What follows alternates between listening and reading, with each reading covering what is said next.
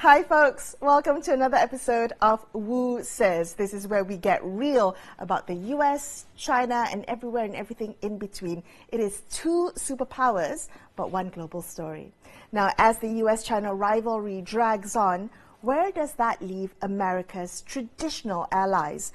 Can the UK and the EU and Canada and Japan and South Korea, Australia, can they still count on Washington for leadership? Or do they need to rethink what global leadership looks like? I'm Melisa Idris, and with me is Professor Wu Thye, who has been studying US-China relations long before tariffs became global headline news.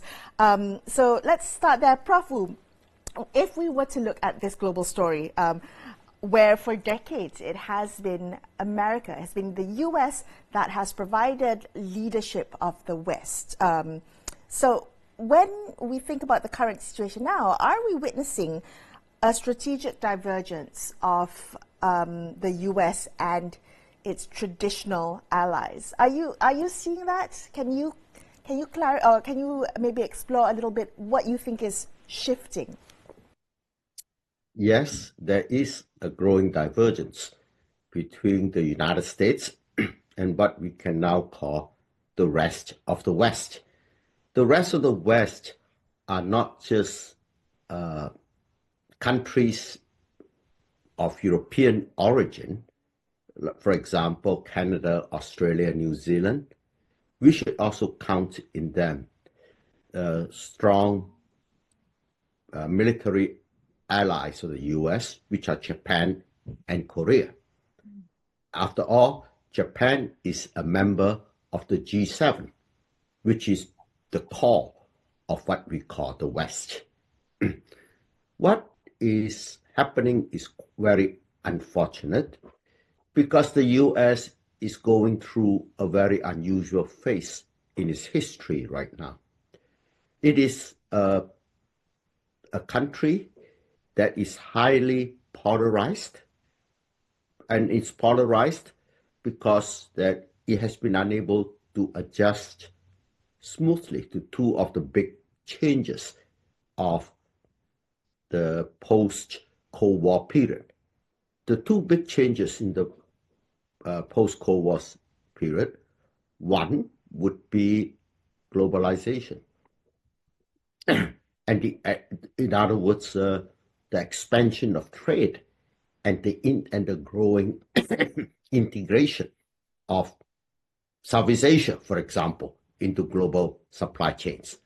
So the big change after the first big one is globalization. The second one is the accelerated technological progress that has occurred since the middle of the 1980s. Just look at your cell phone. It has got more power than the PC of 1985 when the personal IBM PC was introduced. That was a big revolution. But now every iPhone is more powerful than that PC. What that means is it has caused our ability to produce goods and services greatly. We are now a much richer place than ever before. For example, if you look at the GDP per capita of the United States between 1980 to 2023, the GDP per capita has doubled. But there's this big increase in income, but this increase in income has not been distributed equally enough such that the poorest parts of society do not see the great benefits of both globalization and technological progress. What do they see from technological progress? What they do see is they lose their jobs. For example, just think of we now have Uber drivers. But what is Uber investing money in? Driverless taxis. In the streets of San Francisco right now, you have got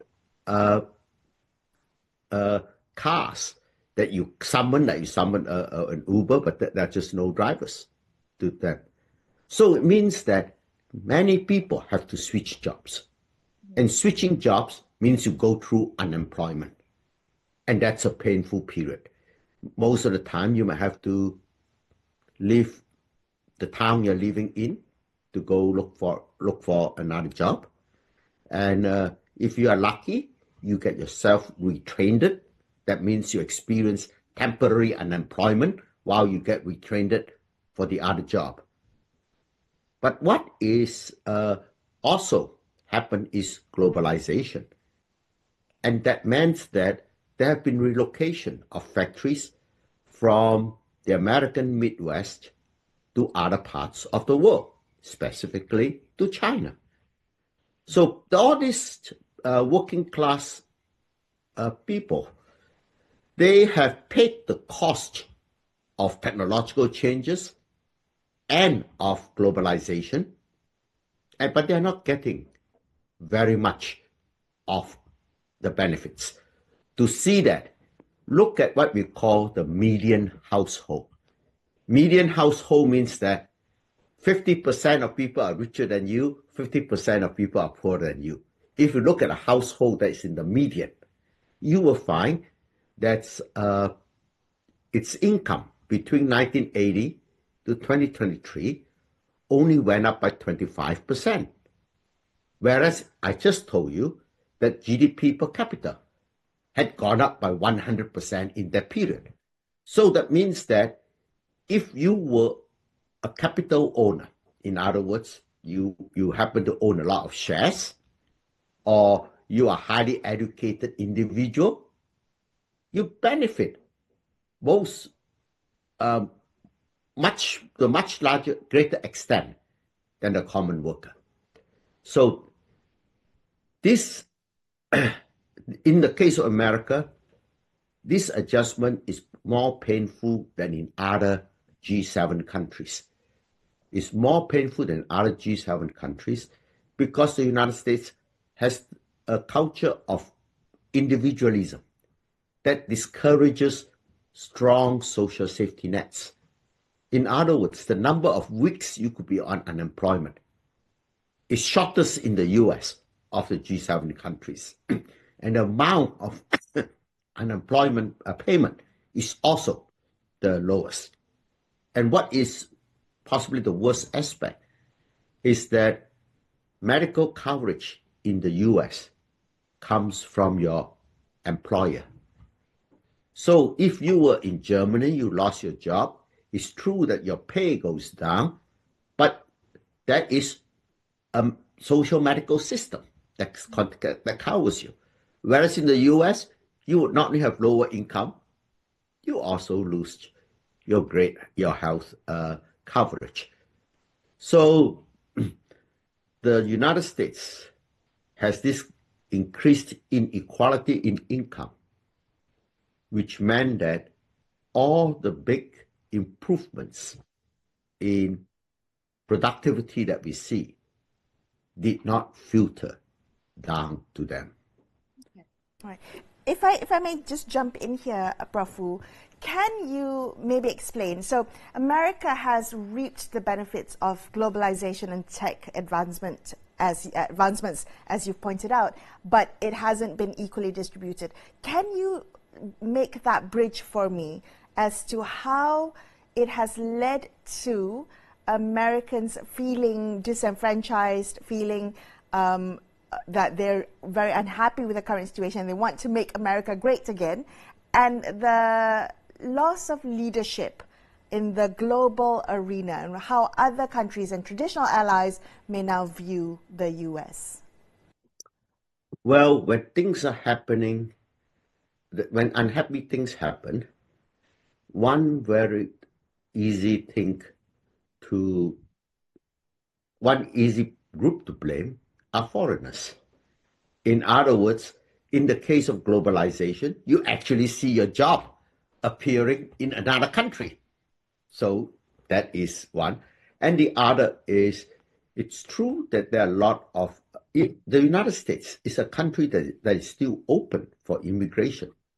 You can, that there is a process by which you apply to be allowed to immigrate to the United States.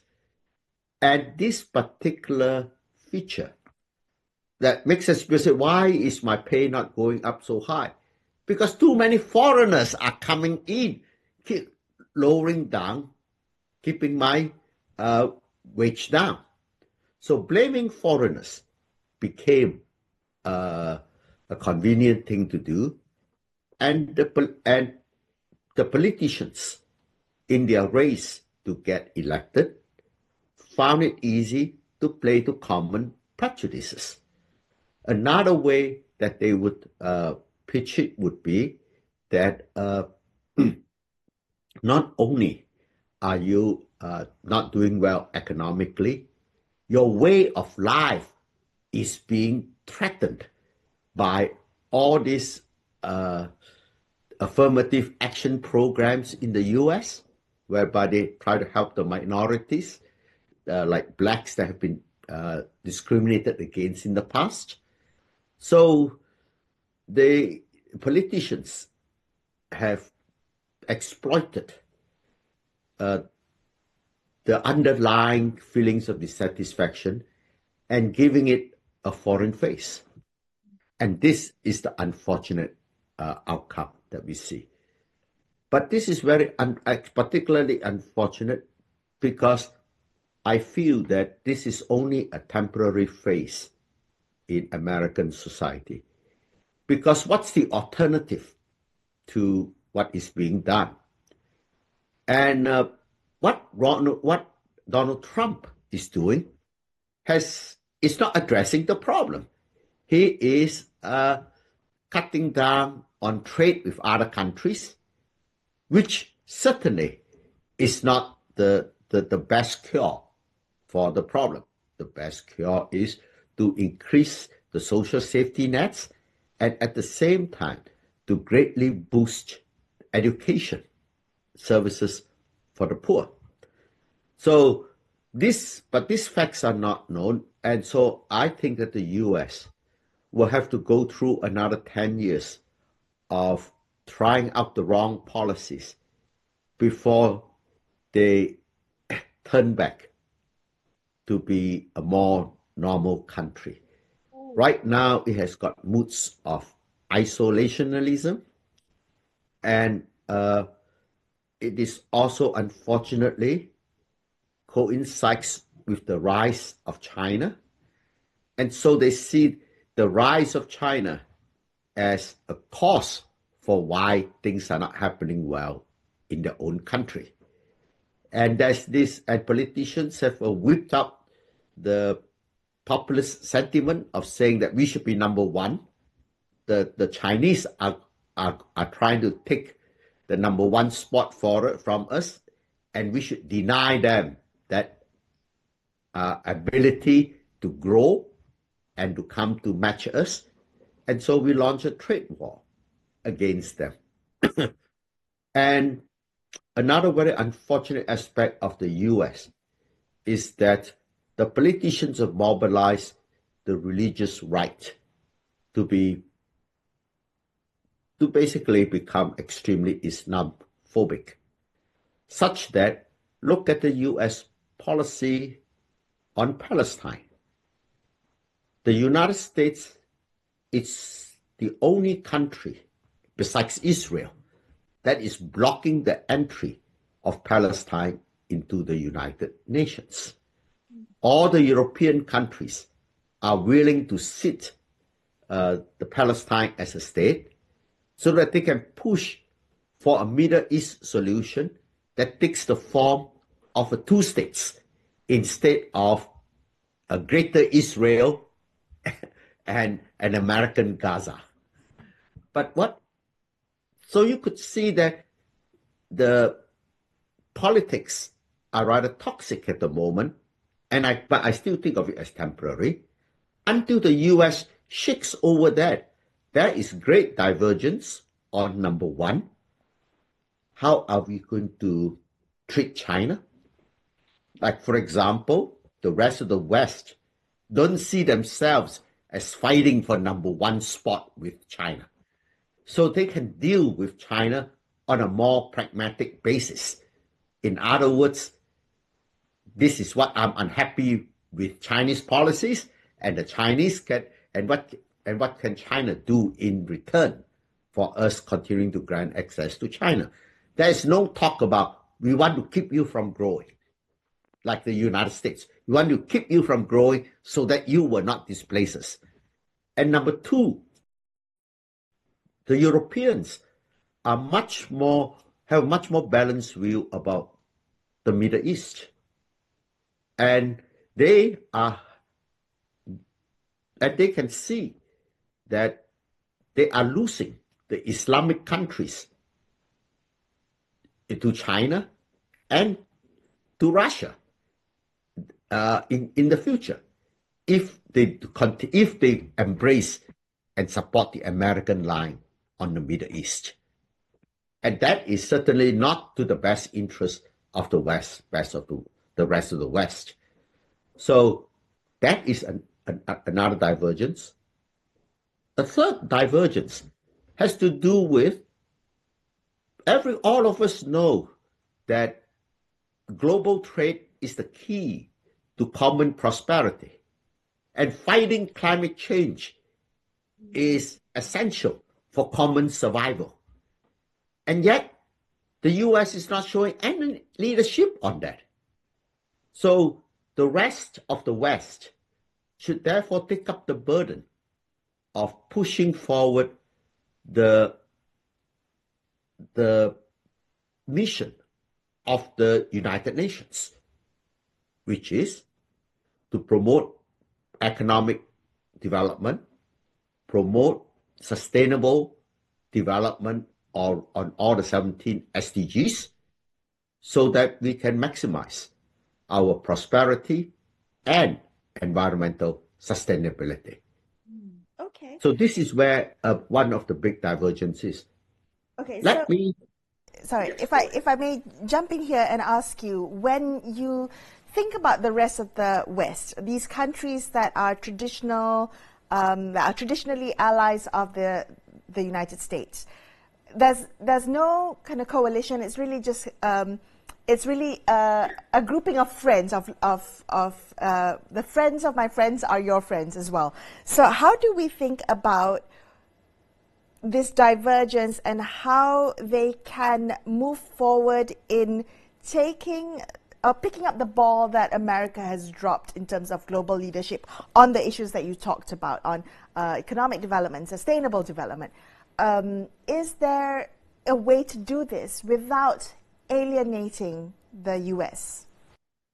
Well, you certainly do not want to alienate the US, because we should be doing this work on promoting sustainable economic development, protecting free trade, is not being in the US. It's not being against the US. If the US chooses not to participate, we respect the wishes of the US. But we then should not just continue to wait until the US gets over its populist phase and come back and supply the leadership. We should try to keep things moving until the US returns to the family of nations. And this could be done quite quickly. For example, the rest of the West could begin with the G7 being the G6 now. It's very symbolic that in the official photograph of the last G7 meeting, Donald Trump was not there. Because why? He had to leave early so that he could bomb Iran the next day. But that, of course, is not the stance of the other G7 countries. Things could move largely because we already have the United Nations.